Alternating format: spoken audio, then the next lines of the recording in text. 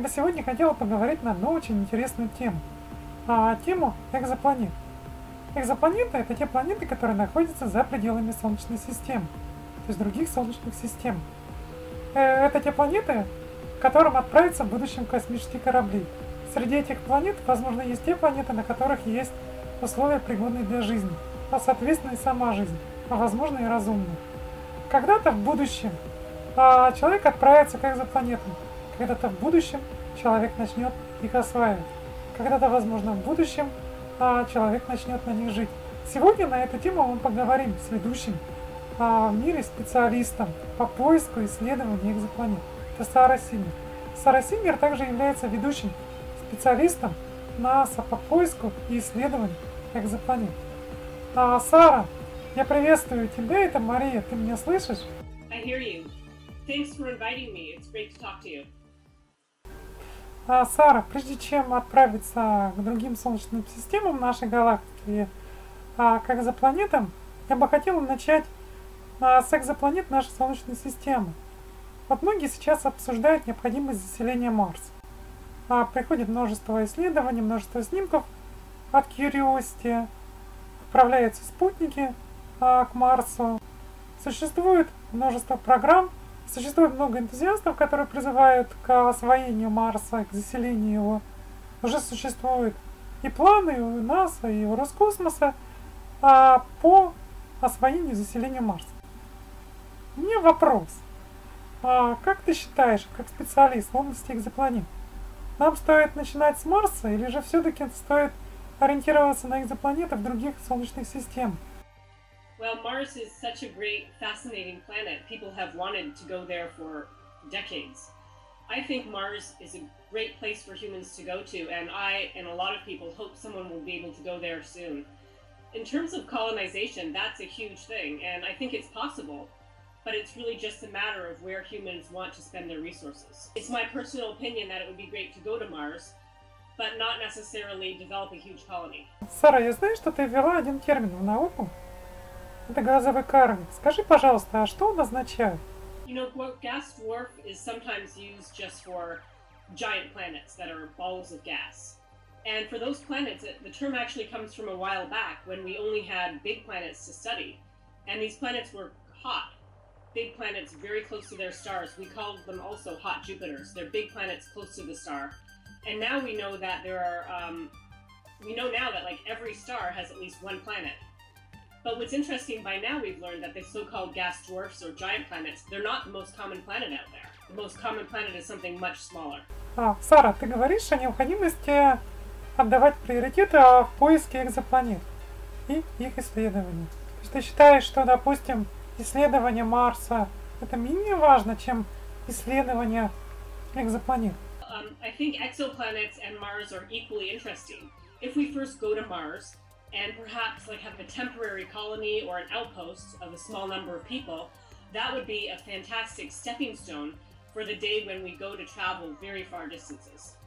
So exoplanets helps us understand that there are a lot of types of planets out there, and there are likely habitable planets, but they're so far away. The stars are trillions and trillions of miles away, whereas Mars is really quite close. So I think we should colonize Mars and find exoplanets, for the eventual hope that someday we can travel to those other planets. Постоянно осуществляешь поиски экзопланет. Ты их исследуешь, ты их находишь. Скажи, пожалуйста, какие у тебя прогнозы в области этого поиска, в области этих исследований? Что ты ожидаешь? Prognosis for exoplanets. First, exoplanets are full of surprises. You know, we have not found a single planetary system like our own solar system. We have found that planets that we have never heard of before, we call them mini Neptunes, they're like, or super Earths, 2 to 3 times the size of Earth, are the most common planet out there that we have found so far. So right now in exoplanets, we can find big planets, we can find kind of medium-sized planets. We really want to find the true Earth twins. That's the prognosis for the future, is the hope and dream to find a planet just like Earth. In the shorter term, I would say, or like in the past, it's funny because most exoplanet predictions either are wrong or we failed to predict the most interesting things that we have found out there so far. So I'd say that exoplanets has a lot to offer, and it's the true Earth twins that we really want to try to find in the future. Я знаю, что поиск многих экзопланет осуществляется с помощью телескопа Кеплер. Скажи, пожалуйста, насколько Кеплер полезен оказался для тебя и вообще насколько Кеплер полезен для поиска экзопланет? Kepler has been a really revolutionary telescope. You know, every time we put a new type of space telescope into space, we open a whole new world we had never dreamed of. So Kepler, which worked for about 4 years, had discovered many, many things. Kepler found out that small planets, the size of 2 to 3 Earth size or smaller, are the most common planet in our galaxy, almost 10 times more common than Jupiter-sized planets. Kepler found circumbinary planets, a planet that orbits 2 stars at the same time. Kepler found multiple planet systems that are all very compact, like for those people who know what a record is, like a record is flat as a record. And Kepler found so many fascinating things, and it's unbelievable. But actually something bad happened a few weeks ago. Kepler's reaction wheel failed. It had 4 reaction wheels because to find planets, the telescope needed to point very, very precisely, and it needed 3 wheels to all be working.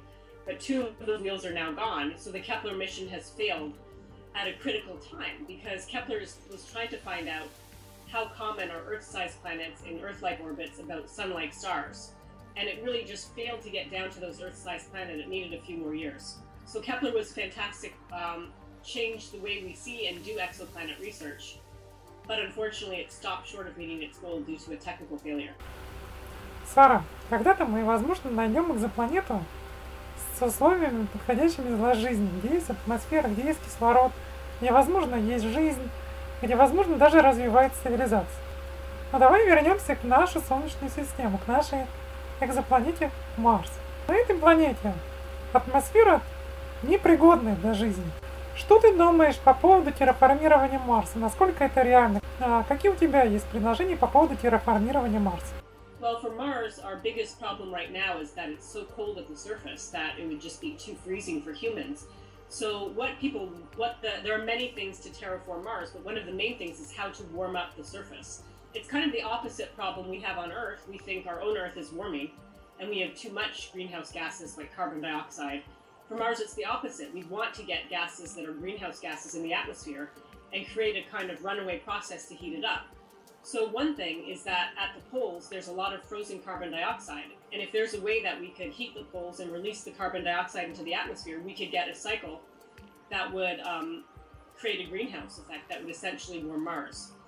So that's actually one of the main ways that we think of terraforming Mars. There are many other problems like cosmic radiation, because on our own Earth we have the ozone layer that protects us from harsh rays from the sun and outer space. On Mars we don't have that either. So, but it's like my personal opinion that it's a lot of work to globally terraform Mars, to make the entire of Mars habitable. So I would hope that the first people could set out before we're able to terraform and just have like a local region that they could operate in. Сара, мне вот интересуют современные технологии. Как ты считаешь, в настоящее время, насколько достаточно технологий для того, чтобы исследовать другие планеты? We have enough technology to get started. So for example, if we wanted to go to Mars and try to terraform, we could probably do that if we had enough money. However, to do it right is another story. Like think about Kepler. Think about Kepler. It worked for 4 years, but the reaction wheel failed. So to make sure we could go and do it right and not fail, we don't have the technology yet to really do it right. And same with for exoplanets. We know how to find the true Earth twin, and we could probably do it today if we had enough money. However, that money involves new technology development. Скажи, пожалуйста, а вот по твоим прогнозам, когда человек отправится на космическом корабле, достигнет экзопланеты, спустится на экзопланету и сделает первый шаг на экзопланете? Well, that's a great question. Right now, we want to search for exoplanets in an unmanned way. No people, we just want to send space telescopes, and in the future to send a probe that could travel to another star. But that's just so far out right now, because with our current technology, it would take literally tens of thousands of years to reach an exoplanet. So right now, we have no way to send humans to another planet. So the prospects for manned space travel to an exoplanet, I will say that I think it is inevitable. It will happen sometime. I just think it's hundreds of years away.